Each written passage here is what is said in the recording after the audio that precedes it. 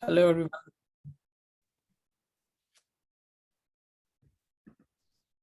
Hello, everyone. Good morning and good evening. I mean, whatever works for you from the place you are in. So welcome to OWASP Bay Area chapter meetup today on OWASP WrongSecrets. And thank you, Jeroen, for your time. And I mean, like helping us to learn so many things and also, to work on how to work on the secrets in our code. And just give quick heads up, Jeroen is based upon Netherlands, Amsterdam, I believe, if I'm correct. Jeroen, yeah, he is based upon Amsterdam, Netherlands. And Jeroen is actively working on multiple projects in OWASP. He is a contributor of mobile security testing guide, I believe, and he is the leader of this OWASP WrongSecrets also. And yeah, without delaying further, Jeroen, up to you. All right, thank you so much for the introduction. So one more thing. So this talk is recorded and we'll be like uploading them on our OWASP Bay Area chapter. So if you have not already subscribed, then please do subscribe to this channel. You can find all our old videos over here. Thank you. All right, thank you so much. Yeah, so Jeroen Willemsen, and today I want to talk with you all about OWASP WrongSecrets. If you have any questions, please try to keep them till the end. So it's easier to discuss, because then we also have time to discuss whatever is close to the subject or whatever.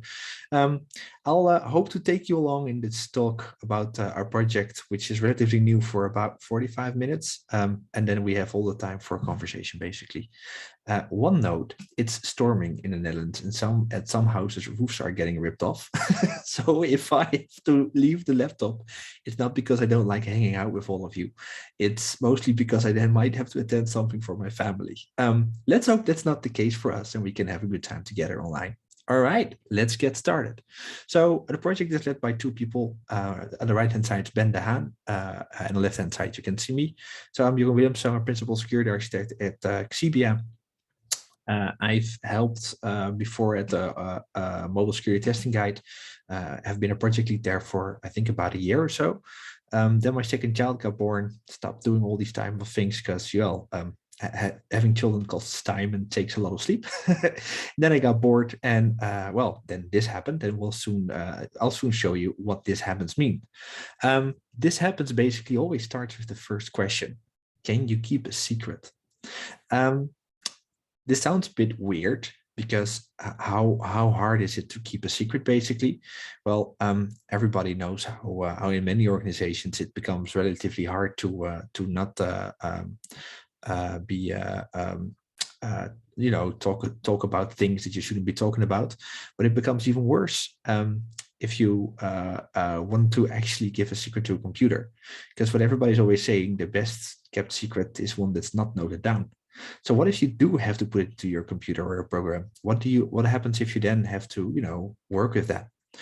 That has been a question for a long time already within computers. How basically can we keep a secret? How can we keep it secure? How can we keep it safe, and most important, confidential, for instance?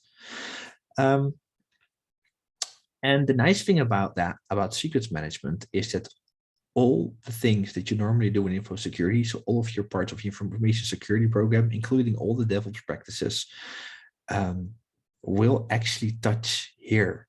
This is basically, secrets management is basically, in other words, the way you basically secure your secrets nicely represents how far you are in terms of company culture, in terms of info security programs and all the other jazz. And that's what I really like about secrets management. You'll see that at the company you're currently working for or working at, that there is a tight relationship with how easy it is to get into whatever secrets are within your company, related to how well established your secrets management program is and how well established your information security or cybersecurity program is. So what are these secrets then? So you can think of many things. The first things everybody, of course, is thinking about is credentials, right? Because hey, if you want to log into whatever service you're using, like for instance, your OWASP email, you need credentials for those. But what if you need to, have a second factor in that, like an OTP? What if you want to sign your emails and have a GPG key in there or a signing key? What if you want to do this from another Bastion host to get into your email where you need your SSH key for? What if you're working in a cloud and you need your IAM access keys for something like, for instance, AWS? What if you have your API key? So these are all, easy to explain and easy that they're out there.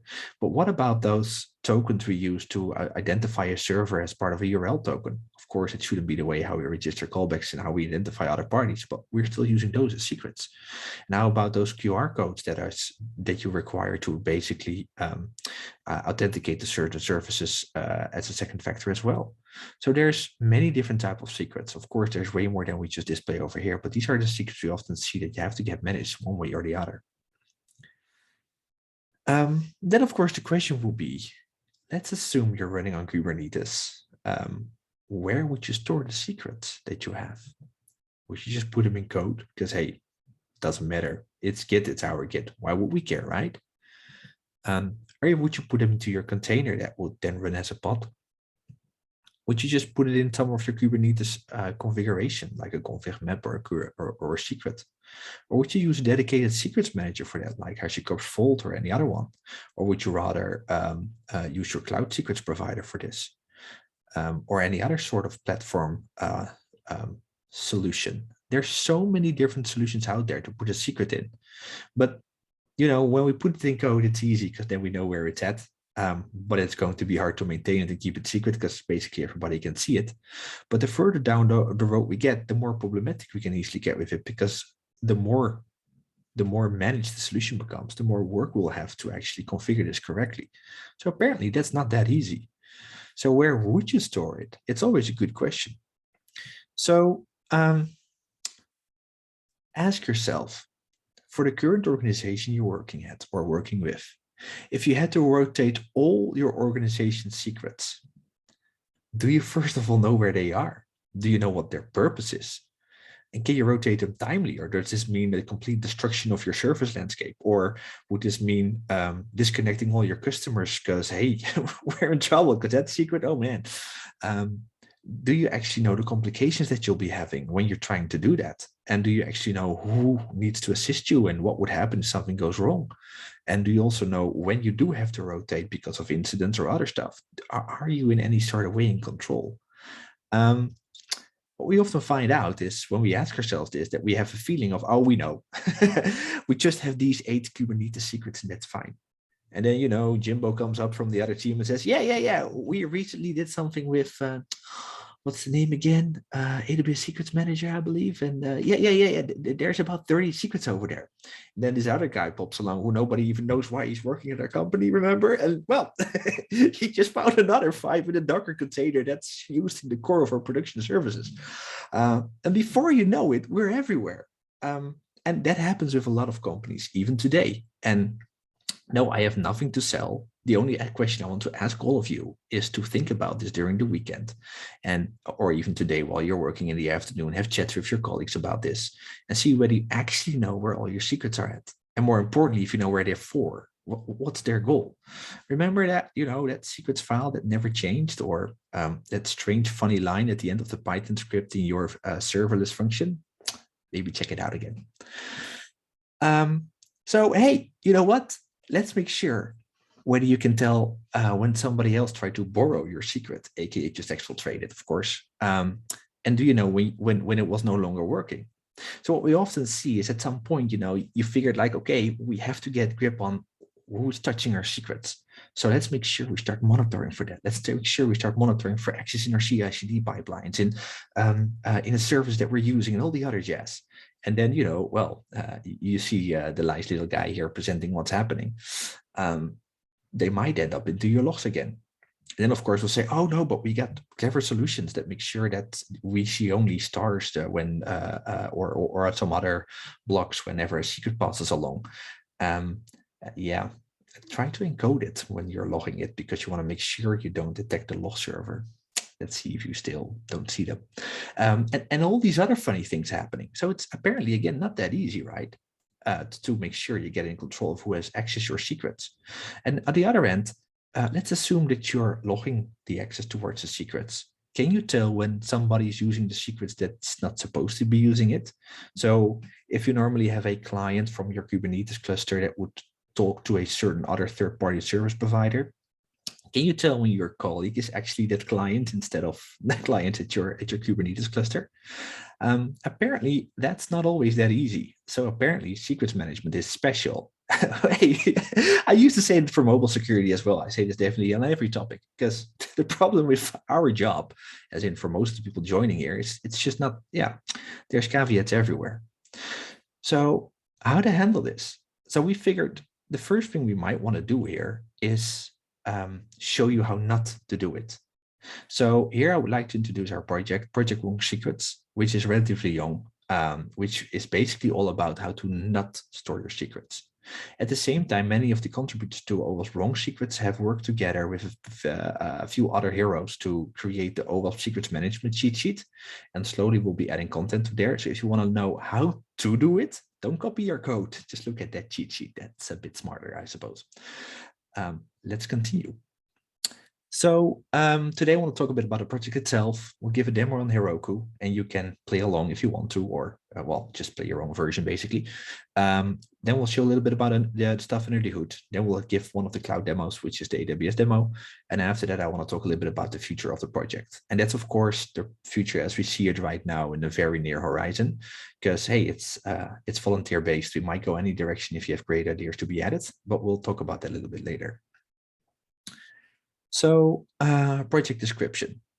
So basically, WrongSecrets is a vulnerable application which shows you how to not store your secrets. And it allows you to rethink your own secrets management strategy. For every secret that we try to store, or wrongfully store and show ways on how to retrieve it, we hope when you try these different challenges that you can think for yourself, do I know whether we're doing that at my organization or my project in any sort of way similarly? And if so, what to do to not do that anymore? The target audience is mostly software developers and security professionals, but we already also had very good feedback from project architects, enterprise architects, software testers, and basically almost any type of role in the InfoSec industry, or development or DevSecOps or DevOps field, because it's easy to start, it's easy to understand, and it does give you a feeling of, hey, we should think about this a little longer. So if you have some time, give it a go and let us know what you think. The goals are threefold. Basically, the first thing is to educate everybody about secrets management and its pitfalls. That's also why we love to present at meetups like these to show, hey, this is what we have. These are the things that we hope you want to think about.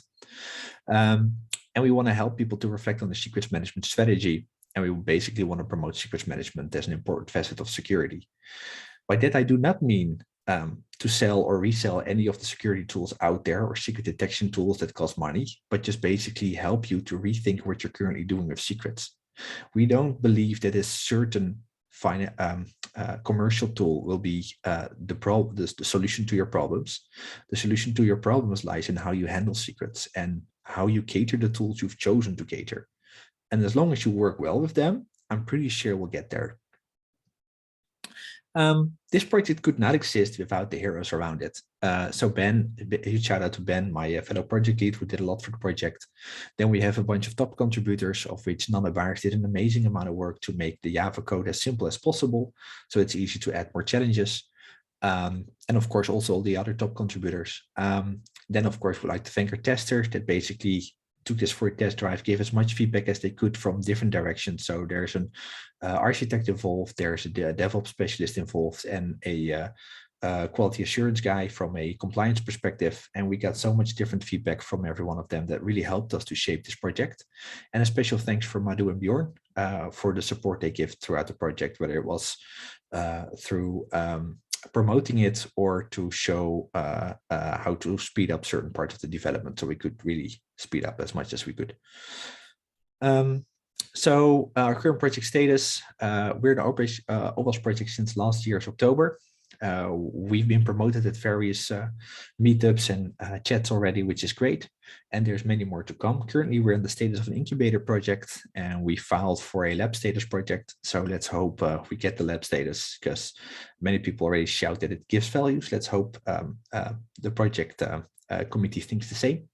So as you can tell, if you look at this slide, how old we are, given that we got an OWASP project status in October, we actually got conceived way earlier. What basically happened is that for one of the all-day DevOps conferences, and I hope you all know about that, and if not, please look it up and register for the next one, because it's for free and it's awesome stuff to look at. So many practitioners talking about what to do and what not to do in the world of DevOps, which is very educational for all of us, I think.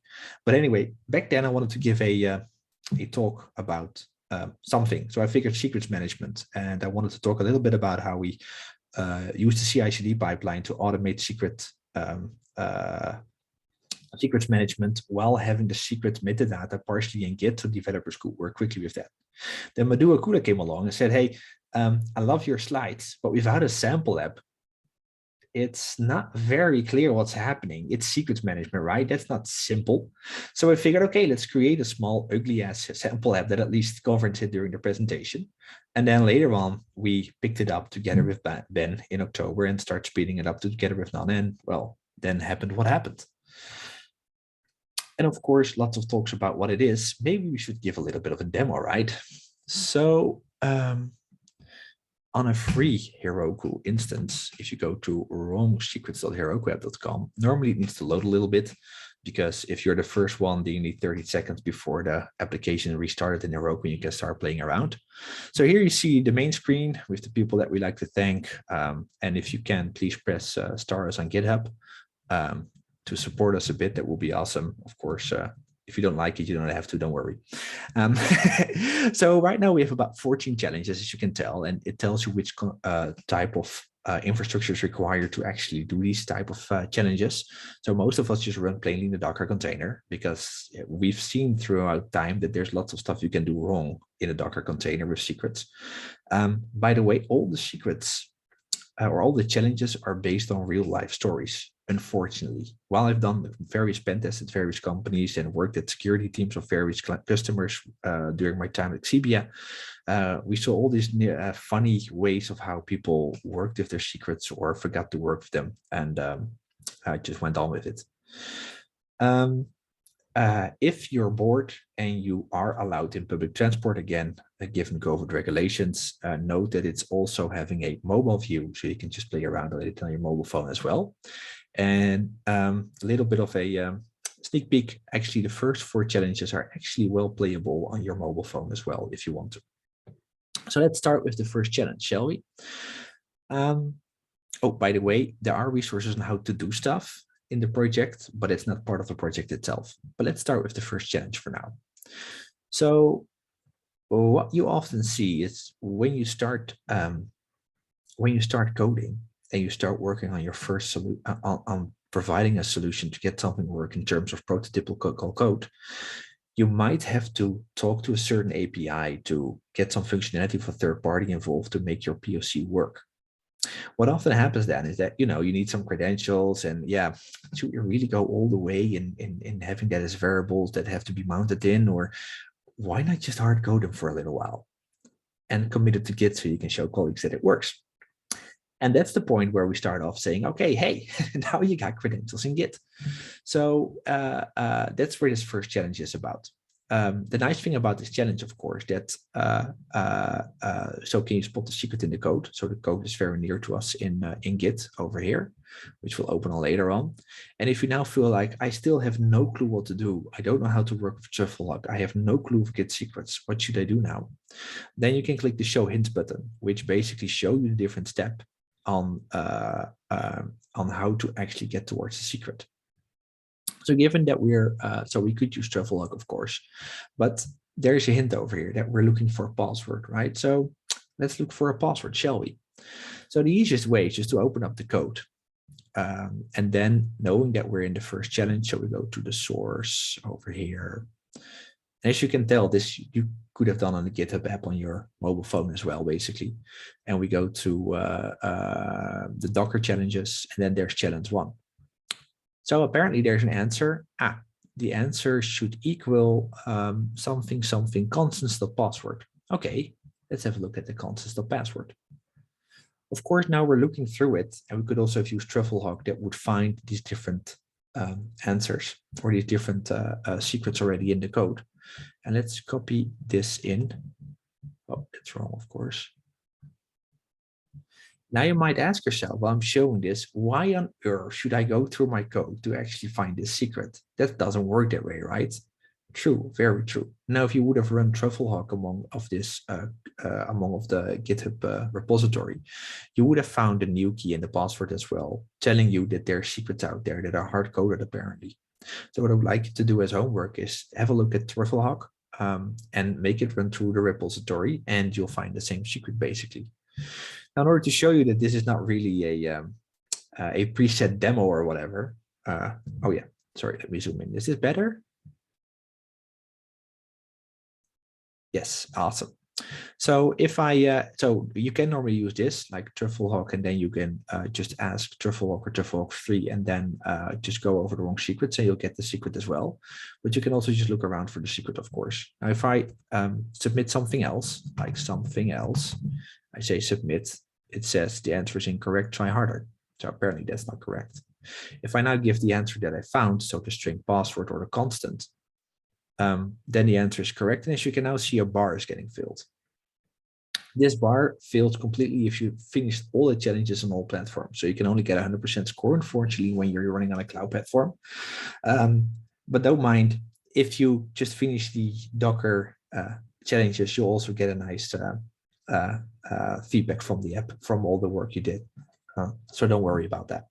So that's challenge number 1. This is purely code. Of course, we could have also found this by asking Trufflehawk nicely to dig into our code. Let's have a quick look if we do that, basically. Show hints. So for instance, if we ask Trufflehawk to go through our secrets over here. Let's see. So assuming I have a terminal over here, I understand I'll have to zoom in a little, bear with me, please. And now I asked nicely to go over the secrets. Then this will basically produce output, as you can tell, with also a lot of challenges in there and secrets. Some ciphertext and some other materials. This already shows that we might have had some secrets inside. Using Trufflehawk 3 will again give different results, but as you can tell by now, from different commits based on high entropy, it would find different things. Ooh, by the way, key pass, interesting. Maybe hold that thought when you try to play the demo around to see if you actually can, solve challenge 14, for instance. Anyway, without further ado, let's just go for another challenge, shall we? The UI is, well, as you can tell by now, I'm no UI specialist, and that definitely is shown in the app. Luckily, Mike Woudenberg from Xibia offered his help as a front-end engineer to make this look prettier. So the fact that you're no longer glaring at a white screen is already great input from him, and he'll definitely make it look prettier. So Mike, if you're ever watching this video, thank you so much for your work till now. So let's so this is code, right? I mean, who does this, you might ask? Well, use Trufflehawk on all the repositories of your company and see who actually does that. Because yes, the answer is you'll find somebody. Let's go to challenge 3. So what if we, turn this around and say, okay, we might want to have this in the NVAR, but we want to keep this close to us. Why don't we put it in a Docker container? Yeah, sure, why not? So yes, you can use env in the Docker container, and you can use that as a password. Lately, there was this security detection tool vendor that did some research on Docker Hub and found that 18% of the current recent version Docker containers still have hard-coded passwords as NVARs. So apparently, this challenge is very relevant, not just relevant for the in-house registries that we found at some of our customers. Yeah, you can use tools like Docker, or you can use other type of tools again to see what's out there. In fact, there's secret scanners like that you can easily use to go fully through the code or through the container. But for now, let's just have a look around what we need. So it's an env password, right? than what we're looking for. So you could say it's a Docker env password. So we can run this at the terminal. But remember I said that you could do this on your mobile phone. Let's do this on the web, shall we? And now you can tell how much you can already extract from public containers and others by the stuff that we're going to do today. So let's go to Docker Hub. Because that's where I push my containers to. And let's have a look at one of the recent containers, basically. Oh, it doesn't really matter which version we take, any flavor, basically. Now we see all the types of commands happening over here. So here you can see for every layer in a Docker container, what we did to construct that layer.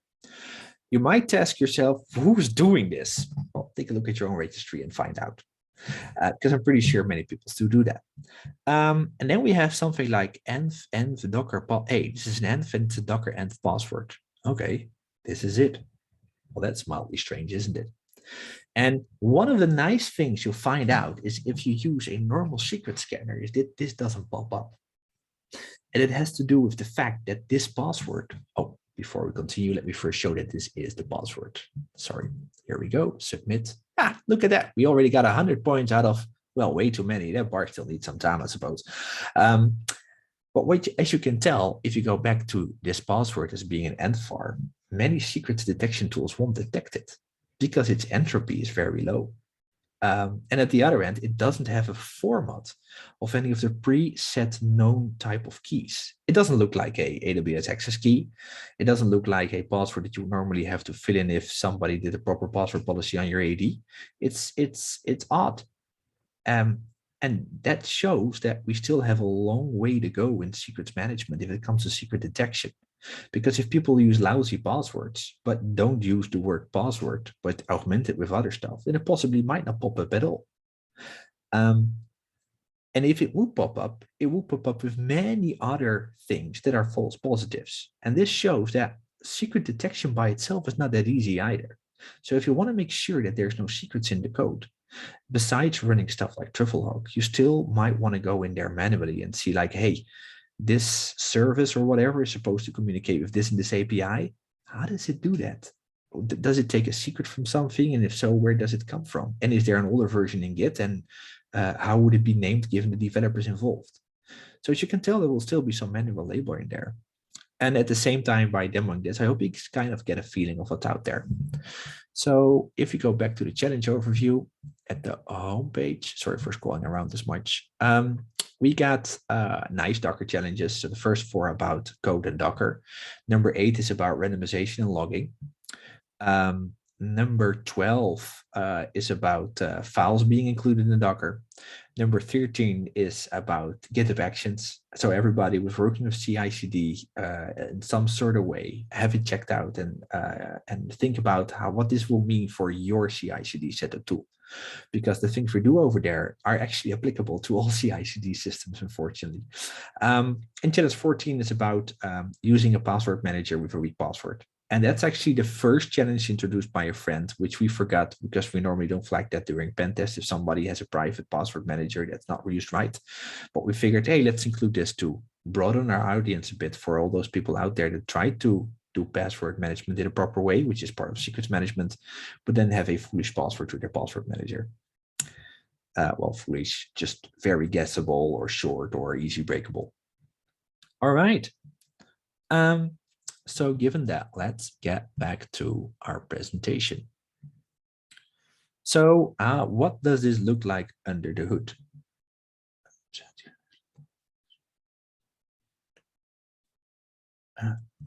Apologies, under view option, select 100% original view. Okay. So how does this look like under the hood? So this is our technology stack. We have a Spring Boot Java application right now, and more smaller natively compiled applications are coming up next to it. And we'll talk about that later. All of that is wrapped in a Docker container. And then you can either run it in Heroku or you can run it as a Kubernetes pod, which optionally can authenticate towards Vault, so you can get the stuff from Vault. All of that is running in Kubernetes. And then basically we have challenges related to the platform you are running your Kubernetes on, which is either Minikube, AWS, or GCP, or Azure. And every layer you go deeper, the more challenges are enabled. So the moment you're running AWS, GCP, or Azure, you basically have all 14 challenges enabled. So you can also work a bit with your cloud related secrets management challenges. And how does this look like under the hood from the shape of the project itself? So the project is rather straightforward. Oh, sorry. That was not my intention. Thanks. Here we go. So like I said, it's a Java application. So you have your normal source main and source test, which are good to look after, including its resources and its application or properties if you ever get stuck at challenge 2. Never mind, I said that. And then for every cloud provider, we have a basic folder with the Terraform and the related Kubernetes folder with the related resources over there. And for every of those cloud providers, we also have a nice README, which you can just follow up to run this within your own cloud provider. I can recommend, given that there are AAM related challenges, not to run this in your production environment, because that might sort of get you into trouble. So make sure you have a separate account where you basically deploy this. Everything is based on Terraform, and you can nicely clean it up with the Terraform destroy again, so your cloud bill won't rise that much. All of it, by the way, again, is based on the cloud native Kubernetes, so that's GKA, AKS, and EKS. Where we use as much of managed nodes as possible, so you don't have to do any work yourself, and we can just kick it off and use it. Next to that, if you want to run it just locally, we also just have plain Kubernetes setup, which you can use. You can easily start that with a Kubernetes Vault minikube script that allows you just to play with at least also the Kubernetes and the Vault related challenges. Of course, right now we chose only HashiCorp Vault. We're very happy to include any other source of open source secrets management tooling. If you feel like, hey, this is one we're using, can you show us how to not do it? We'll be very happy to do so. So that's about a bit of the setup. Oh yeah, and about the GitHub actions that is relevant for one of the challenges, you can find it in the .github folder. All right. Having said that, that's sort of like our project overview. Let's do a little AWS demo. Like I said earlier, right? We have our Terraform in the AWS folder. So if you go to over here, AWS, you see all the nicely Terraform stuff. And what we basically do is let the Terraform generate secrets and put it in the secrets management manager and in the SSM parameter store. The nice thing about that, of course, well, nice thing, just think about this for a little while before we actually do the demo. So let's at least open up the page, because right now we're just using a port forwarding for it. So it will be a local host 8080. And now you can see all the items being enabled. So right now I'm just using Kubernetes port forwarding. We also have scripts to open up an ALB. So you have a full cloud provisioned environment so that you can share your challenges with multiple of your colleagues within the cloud account. Unfortunately, right now the Terraform deployment is still local on your local machine, not yet on the shared S3 bucket. So everybody can do these challenges, but we'll get to that later. But remember that I started off that it's terraformed. So when it's terraformed, Terraform creates secrets for you. Terraform needs to do bookkeeping or state keeping. That's what we do in Terraform state. And that's what challenge 9 is all about. By the way, if you open this up in Google, you'll get a Google Secrets Manager or Azure Key Vault when you open this up in Azure. So yes, it will all be, it will recognize where you're running it basically. But let's assume we're generating the secrets in Terraform to store it in the cloud provider. What happens in the Terraform state? So for those who already did cloud engineering, will hopefully know that there's a basic rule among all of you: no secrets unencrypted in Terraform state. And mostly every 4 or 5 weeks, somebody will break the rule again, where you have to rebuild your, or where you have to extend your infrastructure or add more accounts or APIs to it.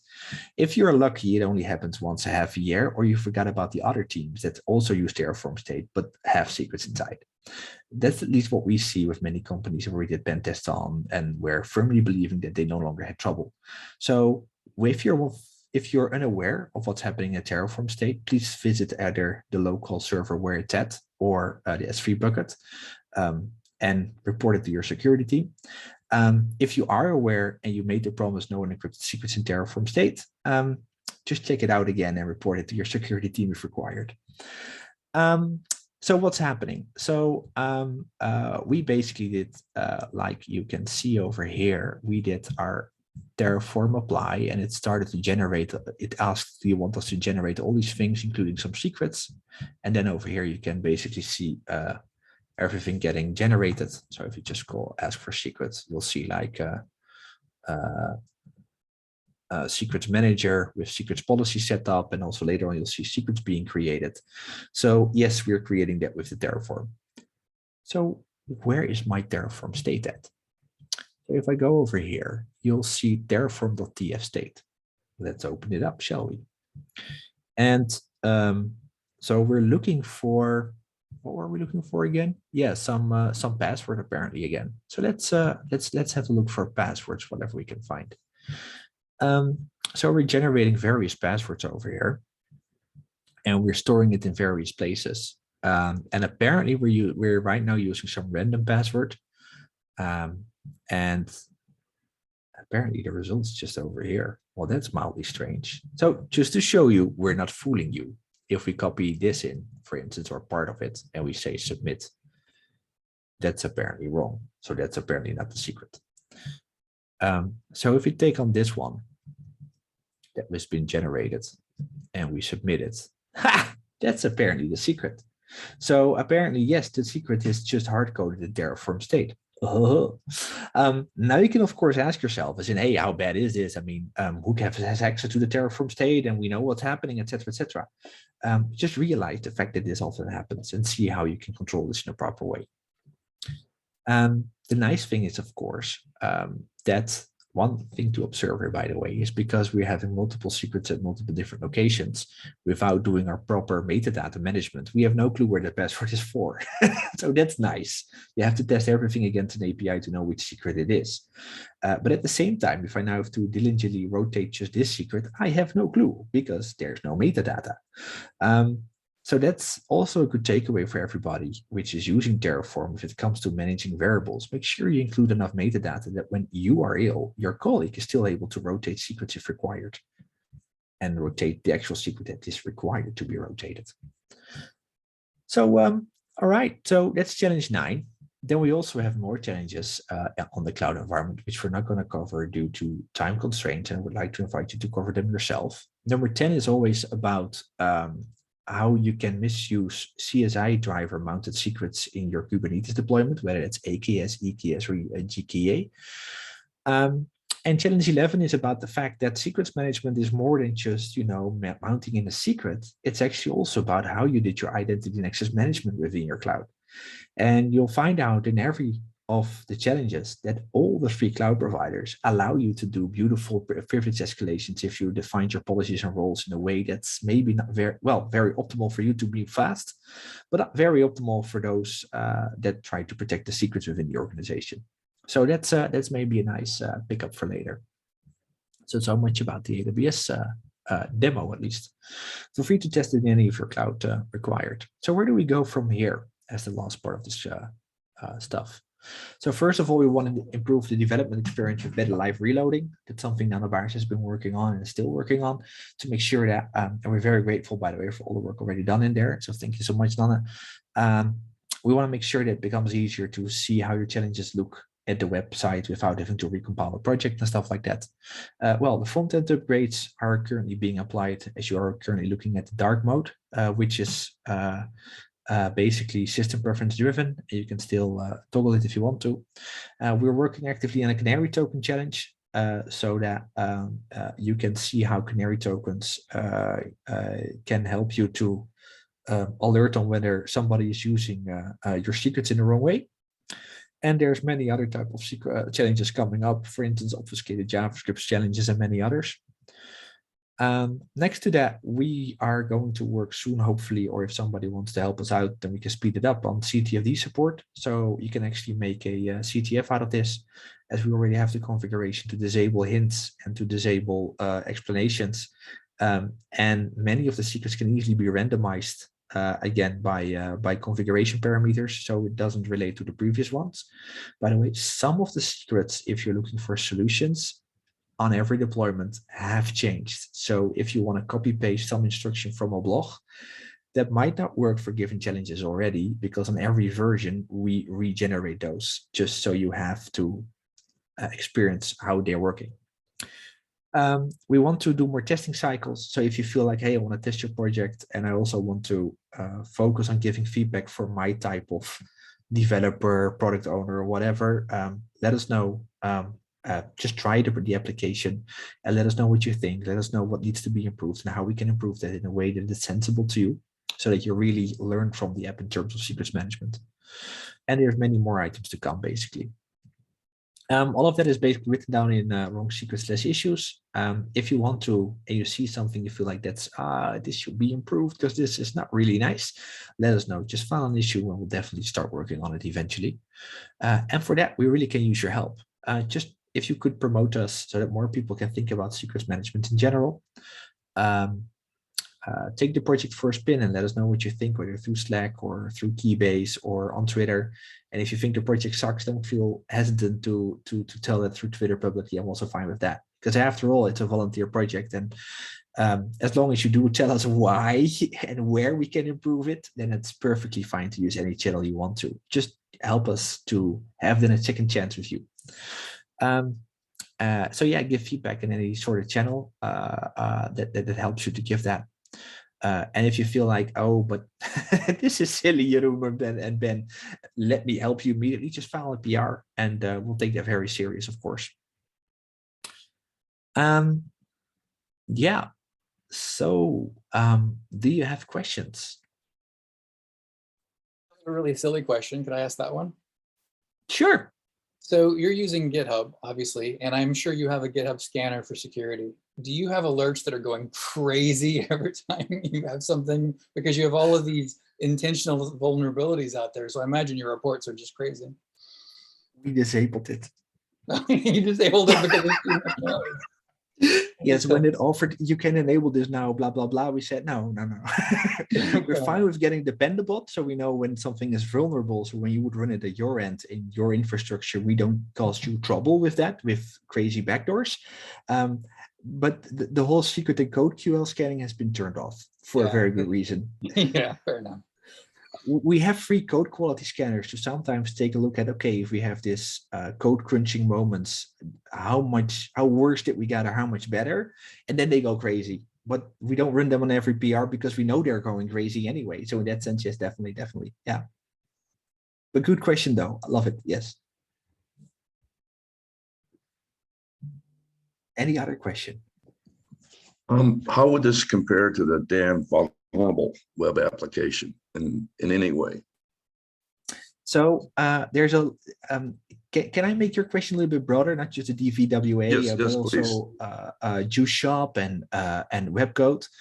I mentioned these specifically because these are mentioned in our contributor and thank you list. So where DVWA and the socket version of that and Juice Shop and Webcode and GoScore and many of the other vulnerable apps are having a very broad target group. So there's many types of vulnerabilities we want to guard you against. There's no such thing for them as a typical team other than please learn from us how to not do anything, as in whether it's your front end, your back end, and all the different type of things. Whereas what we wanted to do, and what all of these applications nowadays already have, or we motivated them to have at least one, is have some sort of challenge that shows, hey, please don't do this for secrets management. And we try to pivot that and say, okay, we believe secrets management is so important because it touches everything. We just want to focus on the secrets management side of things. So you won't find any XSS to get the secret of us. You won't use SQLi to go over the database and find the hidden token or something like that. That's not what we will do. What we will do is try to really help you focus on how you would normally store the secret and work with that. So it's pivoting the other way around, where all the others are about how to secure this language properly and what you should never do.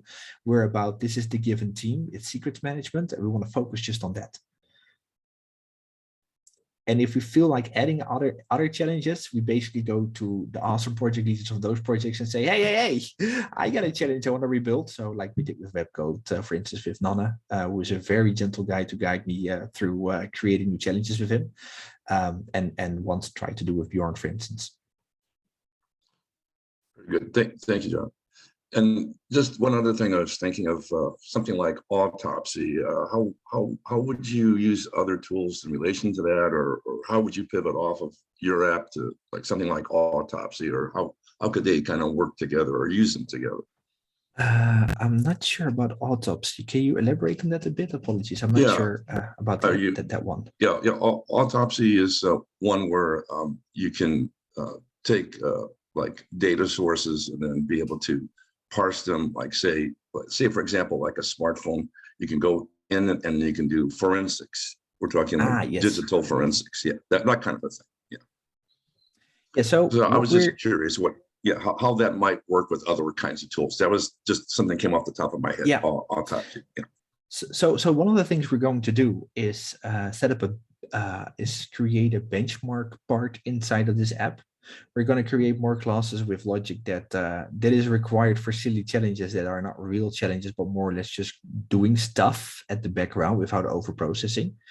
And over there, we will hide some keys that are blatantly just doing stuff, but not part of challenges. And these can be used for secrets detection tools, digital forensic tools, etc., to benchmark them to see their effectiveness on what is happening. So you can also see, hey, given we hit some secrets, apparently, okay, wow, what happened over there? Did we find that in a static way? Did we find that using path analysis? Did we find that and follow whatever you want to follow there? Or did we find that dead-end secret? So for instance, the constant file, you already saw some preparation where some random high entropy string was put, which is not used in any challenge. This is a clear giveaway for everybody who tries it. And this key already can use currently certain tools to see, hey, can I see that when I do static analysis, and can I also see whether it is or it is not used because it's not part of the code execution. And what you then see is that the dumbass secret detector tools go like high entropy, whereas the more clever tools go like, hey, we got stuff, but it's not on your path. But then the fact it's not on your path doesn't say squat to half the people using it. So again, it's flagged as a false positive. But as you can tell by that, you can now say something about the effectiveness of the tool and also say something about how well you can do this type of things, basically. That's one perspective where we're working on. The other perspective is more related towards integrating this with other suites like the DVXT, which is like one gigantic ball of vulnerable apps, so that we're part of a set of labs so you can learn from AppSec in an easy way. And we're also talking to the Natukula brothers of SKF. So you can also have this as a lab within their setup, so you can learn from it while you're learning from others. So there's multiple dimensions we try to collaborate as soon as possible, because we believe secrets management should not just be within our silly application, but also in other learning platforms. And if we can serve that a bit by serving this material, that would be awesome. Thank you. So I have a quick question. You're welcome. I understand that this is scoped to sort of around secrets detection and discovery, but what are your thoughts on how you actually take that to the root cause? Like, how do you surface that to people? Like, what's the strategy there? Yeah, so there's a multitude of things that happen there. And we rely sort of on the way how the human mind hopefully is working, at least how mine is a bit. So it helps me to reflect on things. So the first thing, of course, when you do the simple detection parts first, you realize that most people realize, hey, if I can do that, somebody else can do this as well. So this goes wrong. And that's about, if I do this way, we at least learn that it's not just me now able to detect that mistake and misuse it, others can do the same. But that, of course, doesn't bring us to the root cause, right? It just brings us to, hey, wrong behavior, don't do it. But that's too late. So what we're trying to do with the what's wrong segment is, of course, this is already in challenge 11, so it gets way more high level. But every time with the what's wrong section, we try to help you to realize, hey, we understand that you might feel like doing something similar like this, but that's often because of this, maybe you shouldn't do it.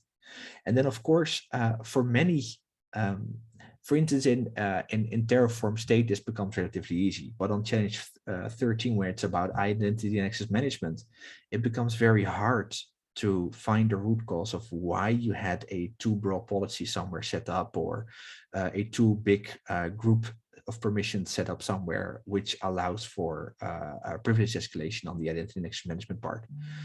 So there it becomes harder to help you to get to the root cause analysis of what happens here.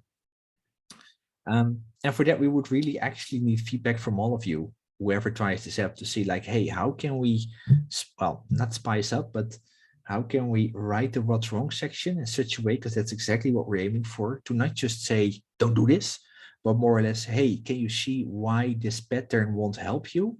And can you now think of how you got to this place in the first place before we navigate away? Because if you know how you got here in the first place, as in the root cause behind this, it becomes a lot easier to remember the feeling of, that's why I shouldn't do that, because that sticks better with you than me poking you with a stick through this app saying, don't do this. So in that sense, we actually need your help. And that's also, if you would take one of the tester roles, we actually ask you, can you help us to enrich mostly the what's wrong parts, as well as in how would you have learned from this? Does that answer your question a bit?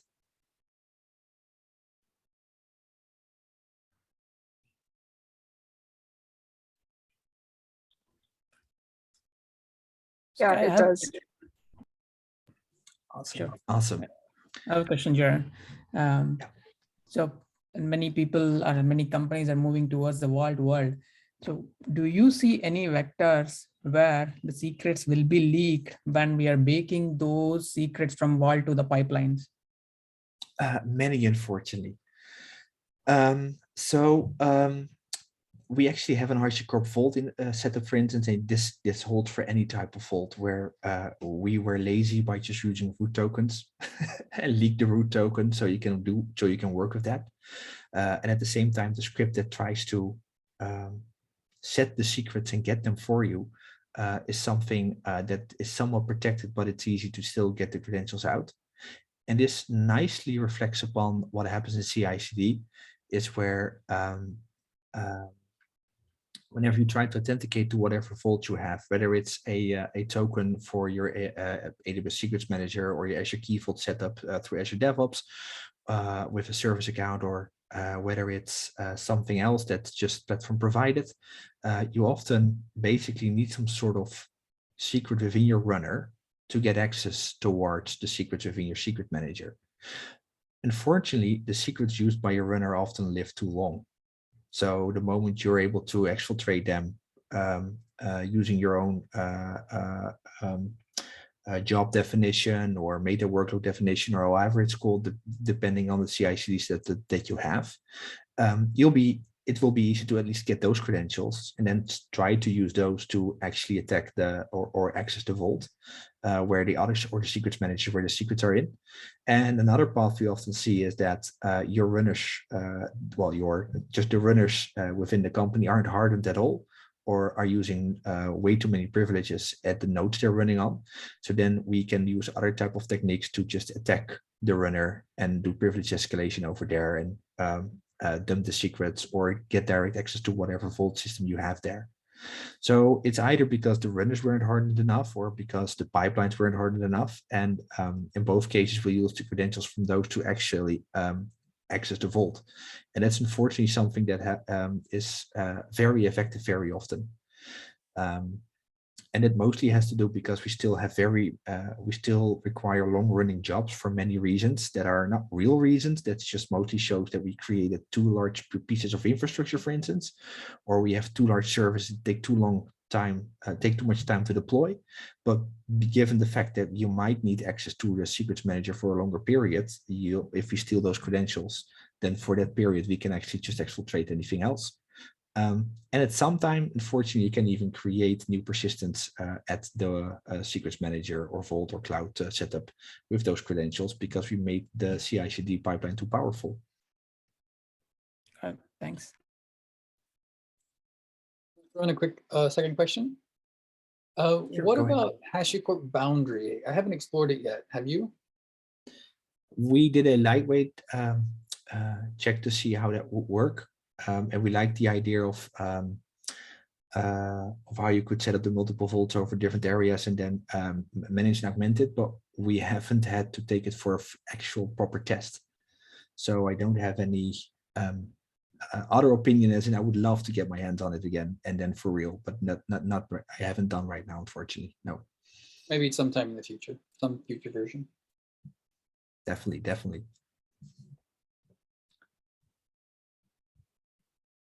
Any other questions?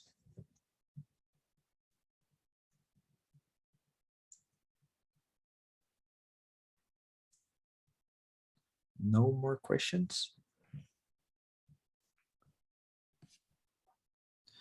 All right, Jeroen. Also, we are sorry. Anybody has a question? No. So yeah, one more thing. So on 3rd of March, we are planning to host an in-person meetup. It is just a social mixture.